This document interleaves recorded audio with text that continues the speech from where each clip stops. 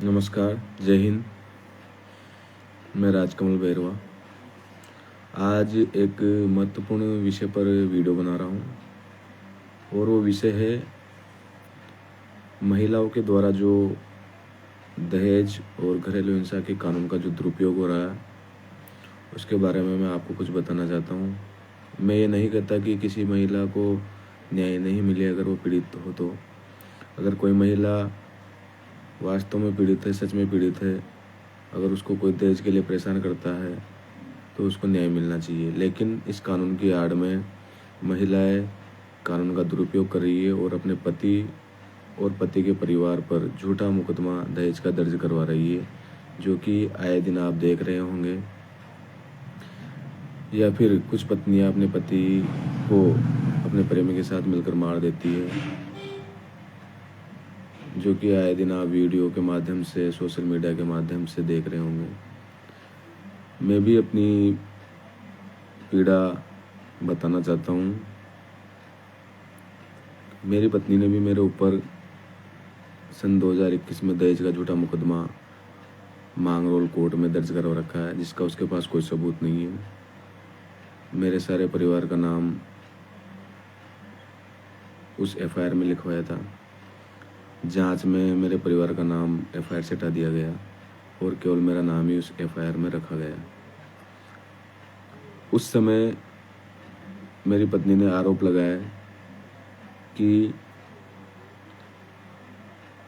मुझे घर से मारपीट करके, दहेज के लिए प्रताड़ित करके घर से भगा दिया। तो उस समय यहाँ से जाने के बाद मेरी पत्नी ने कोई थाने में एफआईआर दर्ज नहीं करवाई।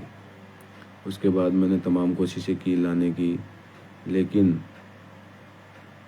वो नहीं आई। और 26/9/2021 को मैंने मेरी पत्नी के खिलाफ मांगरोल थाने में रिपोर्ट दर्ज करवाई। इस चीज़ को उसने अपने बयानों में भी कबूल किया है। लेकिन मैंने जैसे ही रिपोर्ट करवाई, उसके बाद मेरी पत्नी ने मेरे ऊपर दहेज का झूठा मुकदमा मांगरोल थाने में दर्ज करवा दिया कोर्ट के माध्यम से, जो कि कोर्ट में विचाराधीन है। उसके पास उसका कोई सबूत नहीं है, केवल मौखिक रूप से कोर्ट में चल रहा है। तो मैं इस वीडियो के माध्यम से ये अपील करना चाहता हूँ कि महिलाएं या किसी की भी पत्नी आए दिन छोटी सी बात को लेकर अपनी गलतियाँ छुपाने के लिए अपने पति और उसके परिवार पर दहेज का झूठा मुकदमा दर्ज करवा देती है। और बेचारा पुरुष उस चीज़ से बच नहीं सकता, क्योंकि पुरुषों के पास कोई रेमेडी नहीं है, पुरुषों के पक्ष में कोई कानून नहीं है। तो मेरा इस वीडियो के माध्यम से निवेदन है कि आप देख रहे होंगे बहुत सारे पुरुष इस चक्कर में आत्महत्या कर चुके हैं और आए दिन करते आ रहे हैं। या फिर महिलाएं अपने प्रेमी के साथ मिलकर अपने पति को मार देती है।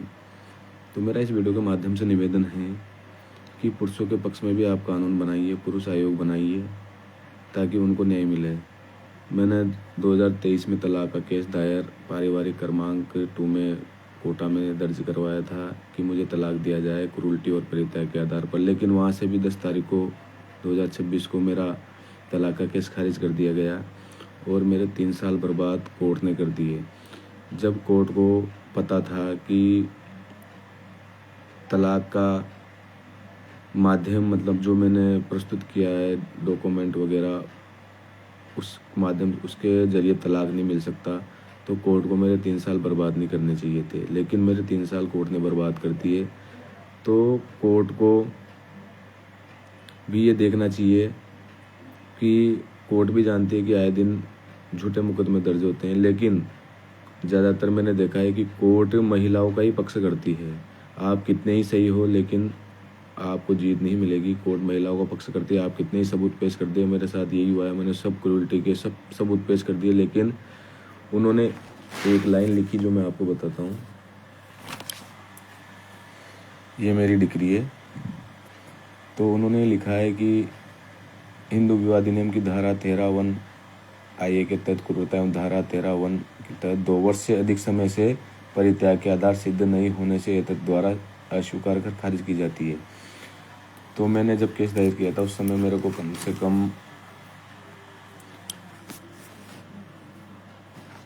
से कम 1 साल 8 महीने लगभग हो चुके थे। मतलब 2 महीने का टाइम तो केवल नोटिस वगैरह जारी करने में निकल गया था।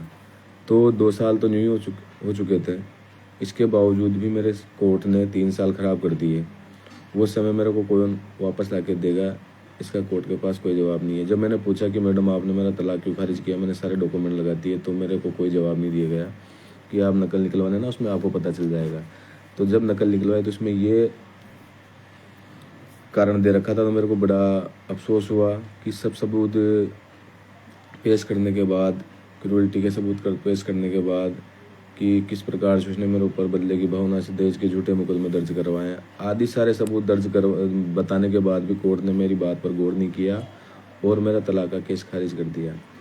इस प्रकार ही दहेज के मुकदमे में भी उसके पास कोई सबूत नहीं है, लेकिन फिर भी कानून महिलाओं के पक्ष में फैसला देता है, जो कि गलत है।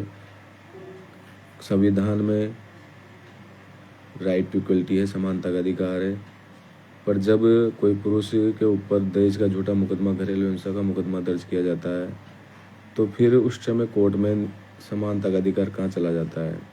एक और महिला अपने आप को अबला बताकर दहेज का झूठा मुकदमा दर्ज करा देती है और खर्चे के लिए अपने आप को बेरोजगार अबला बताती है और पति से खर्च मांगती है। तो मेरा इस वीडियो के माध्यम से निवेदन है कि आए दिन महिलाएं पतियों के ऊपर झूठे मुकदमे दर्ज करवाती है, तो इनमें कमी होनी चाहिए। उसके लिए सरकार को, न्यायपालिका को इस पर विचार करना चाहिए कि किस प्रकार से इन मुकदमों में कमी लाई जाए, क्योंकि आए दिन थानों में, कोर्टों में महिलाएं दहेज व अन्य झूठे केस दर्ज करवा रही है, जो कि आप देख रहे हो। और इन मुकदमों से तंग आकर बहुत से पुरुष बेचारे आत्महत्या भी कर लेते हैं। तो मेरा इस वीडियो के माध्यम से निवेदन है कि अगर कोई भी महिला थाने में पहले रिपोर्ट दर्ज करवाना है घरेलू हिंसा की, दहेज की, तो उसकी पूरी जांच हो, और अगर सबूत नहीं दिए जाए तो सबूत के अभाव में उस केस पर एफआईआर लगाई जाए, ताकि कोई भी पति और उसके परिवार को परेशान नहीं होना पड़े। तो मेरा इस वीडियो के माध्यम से निवेदन है कि मेरा केस भी झूठा ही है, उसमें मेरी पत्नी के पास कोई सबूत नहीं है, लेकिन मुझे 5-6 साल से परेशान किया जा रहा है बिना वजह। तो इस वीडियो के माध्यम से मैं निवेदन करना चाहता हूँ कि मुझे भी न्याय दिलाए। जय हिंद, जय भारत।